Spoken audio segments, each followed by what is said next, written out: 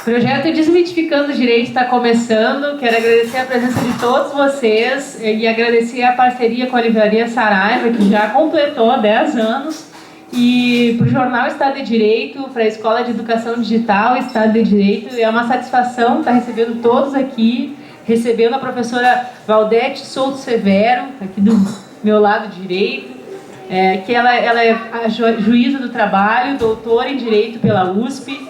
Ela escreve constantemente, né, como articulista do Estado de Direito, já palestrou aqui sobre as mudanças que teve no novo Código de Processo Civil e o impacto disso no direito do trabalho.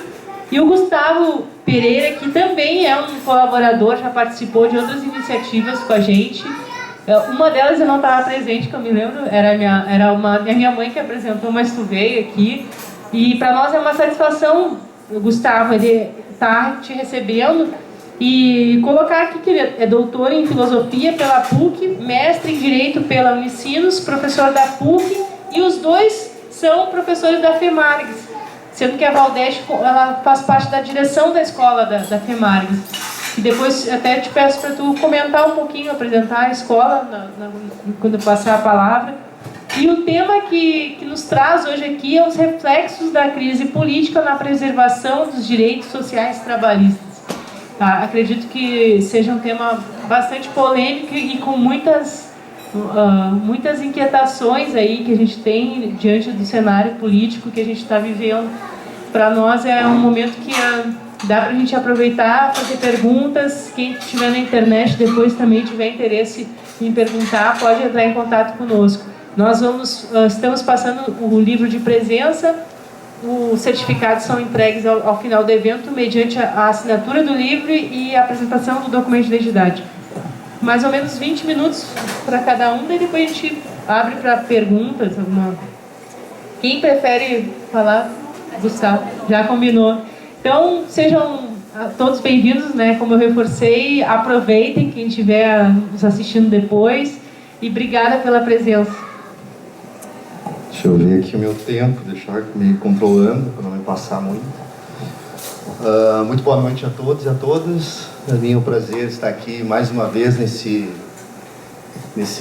grande iniciativa da Carmela, a professora Carmela, que sempre tenta trazer esse diálogo, trazendo discussões relevantes em todos os sentidos, que dizem respeito ao direito e uma visão interdisciplinar. A Carmela tem essa questão da ingerência muito forte no cárcere, então cada vez mais nós vemos essa necessidade de se pensar temas relacionados ao direito de uma forma mais aberta, interdisciplinar, porque se vê que existe uma minoria ainda nos bancos acadêmicos, mas uma minoria barulhenta que não aguenta mais a discussão que diz respeito só a uma análise de codificações, etc. Então, agradecer a Carmela mais uma vez pela lembrança, pelo convite, dizer que é um prazer para mim estar aqui discutindo um tema tão importante, e a minha querida amiga, a Valdete, minha chefe, lá na FEMARGS, então, que nós vamos aqui tentar debater de uma forma mais clara possível esse tema que diz respeito a o momento político do Brasil e as suas possíveis, ou talvez prováveis, esses prováveis retrocessos no campo de políticas sociais, né? Então eu vou tentar organizar minha fala conversando com a professora Valdete antes, né? Eu vou trazer uma discussão mais em nível político, filosófico, psicanalítico, digamos assim, bem aberto, para tentar pontuar algumas vertentes possíveis daquilo que já, dando a cara a tapa, se nós temos em comum acordo aqui que veremos sim uma situação de retrocesso iminente, e depois a professora Valdete vai pontuar melhor essas questões mais do que dizem respeito às dinâmicas legislativas que estão aí por vir, né?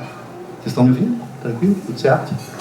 Bom, enfim, então, para início de conversa, eu vou me valer fundamentalmente da discussão a partir da análise desse filósofo chamado Vladimir Safatli, que é um filósofo paulista, não sei se é paulista, mas enfim, ele é professor da USP, na Universidade de São Paulo, e tem esse livro aqui, O Circuito dos Afetos, Corpos Políticos, Desamparo e o Fim do Indivíduo, né? Que ele vai tentar fazer aí uma análise psicanalítica, fazendo uma conjuntura política e psicanalítica dos problemas que diz respeito às nossas formas que nós nos afetamos em relação ao mundo, né? Então, a partir dele e a partir de alguns diálogos com outros autores que eu vou pontuar aqui, tentar pensar sobre como nós podemos, formas de compreender essa nossa debilidade no campo dos afetos hoje em dia, né? Para início de conversa, o Safat diz, e eu concordo com ele, que nós, por exemplo, nós vivemos numa fenda em relação ao país, numa fenda, nós não vivemos no momento de que ele vai dizer, o Safat, que nós não somos propriamente um país, porque o Brasil vive desde a sua redemocratização em 1985 e 88, com a Constituição Federal, nós vivemos ainda um momento de democracia muito fragilizado, né? No sentido de que nós, esses quase 30 anos de redemocratização, nós vivemos um processo de impeachment, que se vocês forem lembrar lá do impeachment do Collor, por mais que talvez tenha legitimidade, aquele impeachment seja bem diferente de hoje em dia, mas foi uma modalidade de impeachment muito rápida, né? Em 4 dias se conseguiu deslegitimar um presidente. Nós vivemos um momento de um golpe da reeleição, o golpe Fernando Henrique Cardoso deu um golpe para poder ser reeleito, algo absolutamente inconstitucional e totalmente, ou muito pouco discutível isso. E nós vemos um momento político agora onde a discussão sobre o impeachment do Brasil se deve muito mais a uma dinâmica política do que uma dinâmica jurídica. Em linhas gerais, nós podemos ver que há uma fenda em termos de política brasileira, e nós vivemos, e aí o que interessa a gente pensar, tamanha a debilidade de se pensar democraticamente no Brasil e se estabelecer um mínimo consenso, isso é delicado, que nós não temos como sociedade um consenso nem no que tange à ditadura militar, nem nisso se consegue ter um consenso. Há quem diga, e nas faculdades de Direito, que não houve um golpe. Há quem diga que as pessoas que foram torturadas e mortas foram assim porque mereceram, dentro dos bancos da faculdade de Direito. E eu costumo trabalhar esse tema dando cadeira de filosofia do direito, direito internacional público e hermenêutica jurídica. Eu trabalho esse tema e vejo alunos jovens, quando vejo pessoas de outras gerações, até se entende, porque nós vivemos um momento da ditadura militar de 60% da população analfabeta, e até se entendia que as pessoas orquestradas pela mídia daquele momento não tinham condições, não por sua vontade, de compreender o que estava acontecendo naquele momento, né? Mas hoje em dia dói muito mais jovens serem totalmente adocicados, adestrados em relação à discussão da ditadura militar. Isso é mais dolorido, talvez, né? Por exemplo, hoje em dia nós vemos jovens tranquilamente batendo palma para deputados que dizem que torturadores devem ser aplaudidos, em nome de torturadores se vota. Nós vemos isso com uma certa tranquilidade, até mesmo professores de direito falar isso, coisa que na Argentina, se fosse feito, por exemplo, um aluno ou até mesmo um professor tomaria uma cadeirada em sala de aula. Tomaria uma cadeirada. 30 mil pessoas torturadas ou desaparecidas na Argentina. Então, isso aqui, nós não temos um consenso nem sobre isso. Isso demonstra uma série de retrocessos políticos no que tange, sobre essa questão da ditadura militar ainda, no que tange a esse governo que está no momento, inclusive também o governo do PT, que foi também muito conivente com a questão da ditadura, muito mesmo conivente. Então aqui eu me posiciono numa ideia de um intelectual livre, né? Uma discussão que o Nietzsche falava isso na filosofia, né? Nós temos que desenvolver espíritos livres. Então eu não tenho comprometimento nem pauta política com nenhum partido, por mais que talvez isso para algumas pessoas possa soar. Certo? Então, nesse sentido, nessa abertura de discussão, nós vemos um país sentido do ponto de vista que não há possibilidade mínima de um consenso, e talvez a procura do consenso não seja por aí a alternativa. A alternativa, segundo o Safat, e aí que eu vou me valer agora mais, me concentrando mais na discussão, seria nós tentarmos desenvolver outras formas de nos afetarmos em relação ao mundo. A premissa desse livro aqui é, enquanto nós nos afetarmos das mesmas formas que nós nos afetamos em relação às coisas, nós continuaremos produzindo os mesmos resultados. E o sentido de afetação em relação ao mundo não diz respeito a ideias. Isso é a sacada do livro, é um psicanalista, né? Um filósofo psicanalista.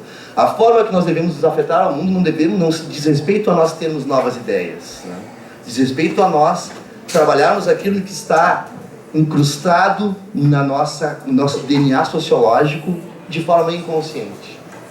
A nossa forma como nós compreendemos o mundo, não adianta nós termos boas respostas em termos de ideias. É um processo muito mais profundo. Nós temos que mudar a nossa psique em relação à forma que nós compreendemos o mundo, certo? E ele vai falar, e aqui eu vou construir minha fala no seguinte sentido, né? Nós vivíamos um mundo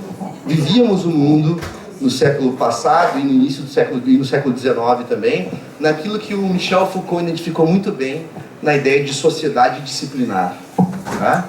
O que é a ideia de sociedade disciplinar? Segundo Foucault, Vigiar e Punir e outros livros do Foucault, a ideia de nós, paulatinamente, a modernidade nos legou à condição de nós que devemos a produção de corpos dóceis, né?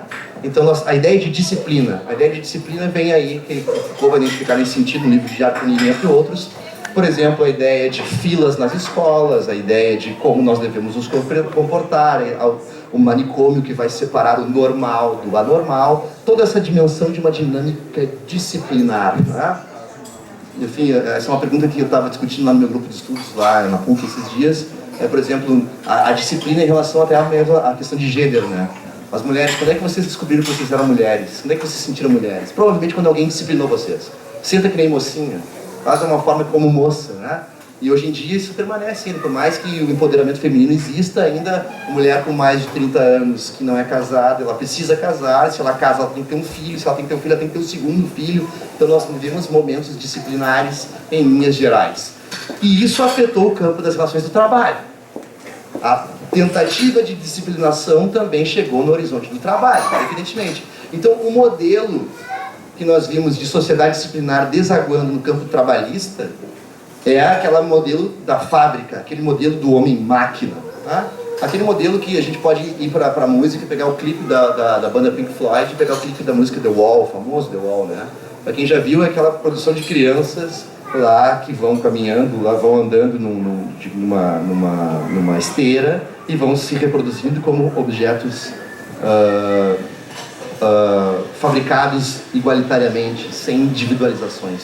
Esse é o modelo de sociedade disciplinar, de fábrica, né, que desvagou no horizonte das relações trabalhistas.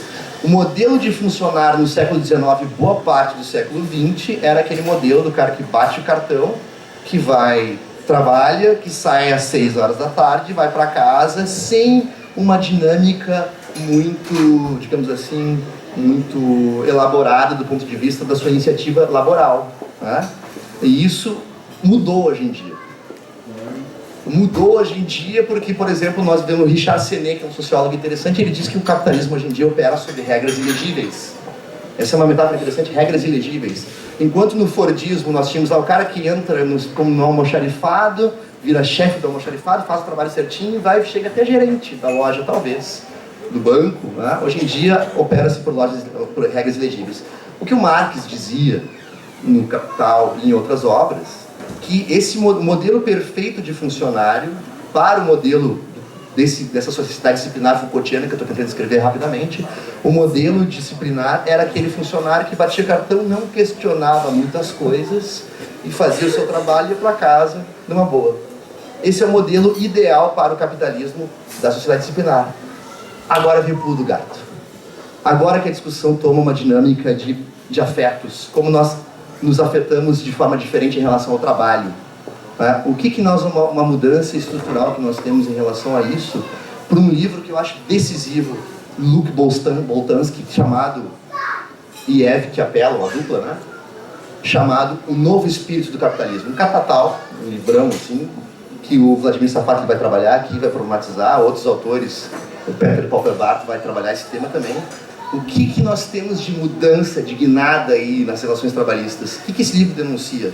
Ora, temos assim, os movimentos de esquerda, Maio de 68, por exemplo, na França, vai questionar esse modelo fordista de trabalho. A esquerda conseguiu, as críticas da esquerda conseguiram desenvolver movimentos como direito de greve, redução da jornada de trabalho. Mas isso não era o bastante. O que por exemplo, a crítica herdada de uma esquerda nos anos 60, 60, 70 e 80 do século XX vai tentar discutir que essas relações de trabalho não são suficientes? Ora, eu quero também, além de ter uma redução de jornada de trabalho, o que eu quero também? Eu quero ter uma vida mais inventiva no campo do trabalho. Eu quero mais autonomia.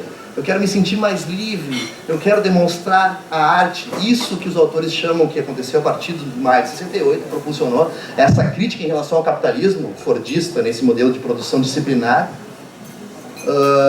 Qual foi a resposta do capitalismo em relação a isso? E aqui eu pulo do gato. Aqui que é a parte mais importante que eu tenho a dizer, talvez. Você quer isso? Ok. Você vai ter. Quer uma vida mais inventiva? Quer ter mais iniciativa? Então tá, então agora isso é exigido de ti. Não é? E que a gente trabalha não é assim? Basta trabalhar, chegar lá de manhã e botar o fim de 6 da tarde e ir embora para casa? Não. Quais as consequências disso? Agora é exigido de nós essa inventividade, essa liberdade para que nós possamos construir Percebam que o capitalismo se apropriou das críticas de Marx, o seu maior crítico, apropriadas nos anos 60, e se reinventou. Isso é a capacidade de reinvenção do capitalismo que é deslumbrante, né? É essa questão. Nós, hoje em dia, nós vivemos quem trabalha no horizonte dos trabalhadores é isso, né? Não é mais, o trabalho não termina mais. Está sempre sendo exigido de nós uma inventividade. Não é mais uma inventividade em relação à tarefa, é uma inventividade da personalidade. Tem que ser uma personalidade mais inventiva, tem que ser uma personalidade mais autônoma. Porque se tu não for, eu vou cobrar de ti. E eu vou usar isso contra ti. Usei para te demitir. Certo? E isso, por que isso é um afeto e não é uma ideia? Porque nós somos afetados por isso, porque nós acreditamos nisso. Nós acreditamos o quê? Que se nós não conseguirmos sermos inventivos, se nós não conseguirmos sermos diferentes, essa questão, essa obrigação torturante de autorrealização, que é essa dinâmica muito forte de que o capitalismo conseguiu reproduzir e operar nos nossos corpos e mentes, de forma inconsciente, a gente não questiona isso, né? O que a gente faz em relação a isso? Se a gente não consegue, nós não culpamos o capitalista, nós culpamos a nós mesmos. Nós que não conseguimos. Fomos nós que não conseguimos dar conta dessa necessidade, ora bolas, de sermos mais inventivos, mais dinâmicos em relação às relações de trabalho. Não é? O que nós sentimos em relação a isso? Qual o sentimento que a psicanálise vai trazer? Culpa. Culpa. Daí, porque nós nos sentimos culpados, porque nós não conseguimos dar conta daquilo que nós somos obrigados a ser, é que esse sentimento de culpa... O que é o sentimento de culpa para a psicanálise? Esse sentimento de culpa é um cansaço de si. E vai gerar o quê? Vai nos levar ao quê? Vai nos levar ao fenômeno atual, né? Ao quê? Depressão. Psicanálise, né?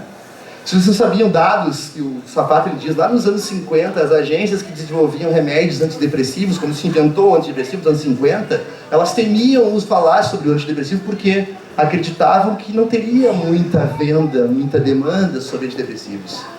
Hoje nós temos, em dados mundiais, um crescimento de 20% ao ano de pessoas depressivas. Porque elas não conseguem se perceber que são vítimas e reféns desse modelo inventivo que o Luc Boltanski chama de crítica artista que foi feita ao capitalismo. A crítica dos artistas, nós queremos inventividade das nossas trabalhistas e agora o capitalismo nos exige disso. Certo? E talvez porque nós nos sentimos, e aí é o pulo do gato do capitalismo muito forte, né? Porque nós não conseguimos ter a obrigação torturante de autorrealização pelo consumo, né? A gente diz isso, né? Tu viu como fulano é bem sucedido? Olha o carro que ele tem. A gente reproduz isso, né? Como a gente não consegue, nós nos sentimos culpados, não inconscientemente, né? Nós não percebemos isso. E qual é a consequência disso? Na prática, nós não conseguimos nos revelar quando estamos na iminência de retrocessos em âmbitos de direitos trabalhistas. Não conseguimos nos revelar, porque a culpa é nossa. Nós que não conseguimos. O Silvio Santos conseguiu. Alguém conseguiu. Sempre vai ter um exemplo do cara que prosperou do nada. Sempre vai ter um exemplo do cara que não precisa de cotas. Sempre vai ter um exemplo de alguém que vai nos dizer por que nós devemos permanecer, sermos adestrados como somos. E, em linhas gerais também, como nós nos acomodamos muito bem, inconscientemente, ao modelo empresarial que nos é exigido. E o Safato ele vai dizer isso em entrevistas que eu acho genial, interessante de pensar. Esse modelo empresarial, nós temos que ser, nessa dinâmica do empreendedor de si mesmo, nós temos que ser empreendedores de nós mesmos, senão nós estamos fora. Né? Quer o sintoma maior que demonstra isso, de que uma revista chamada Você S.A. Pensaram nisso? Como drástico é isso? Uma revista, a realidade é mais real do que enfim, parece piada, mas é isso, né? Nós temos a revista consagrada que diz isso, né? Você S.A., ou seja, agora essa dinâmica se confronta com a realidade e ninguém questiona, né? Nós somos empresários de nós mesmos, e nós temos relações empresariais. Ai de você que não tem uma relação empresarial com a existência. Né? Nós fazemos investimentos quando nós nos relacionamos com alguém. Né? O linguajar da nossa vida profissional trabalhista é empresarial. Perceberam as mudanças dos nomes? Me dá algeriza isso, né? São eufemismos que tentam, de alguma medida, demonstrar uma certa adocicação das relações de trabalho, se nós estamos na iminência de pessoas cada vez mais deprimidas. Veja um exemplo da Foxconn, na China, a maior empresa do mundo em termos de capacidade laboral. Né? Eles tiveram 13 pessoas que se mataram em um ano na empresa. Sabe que empresa é essa? É a que faz os nossos Samsung, nossos iPhones, nossos tablets. É essa empresa.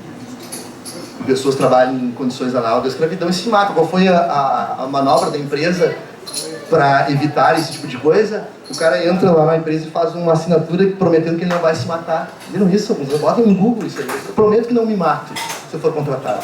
Esse é o ponto que nós estamos, né? Certo? Então, voltando àquela dinâmica do linguajar que eu acho engraçado, né? Agora nós não falamos mais lá do setor da empresa. É a equipe da empresa que não tem mais objetivos. A empresa ela tem uma missão. Né? Que lindo, né? Agora nós também não temos mais sonhos em termos de construção de pessoalidade. Nós temos o quê? Objetivos. E o melhor de todos, o mais que me dá mais ojeriza de todos, é quando nós não falamos mais em trabalhadores. São quem? Os colaboradores. Colaborador é o cinismo total dessa dinâmica, né? O que é a ideia de cinismo, né? Cinismo na psicanálise é uma irresponsabilidade calculada.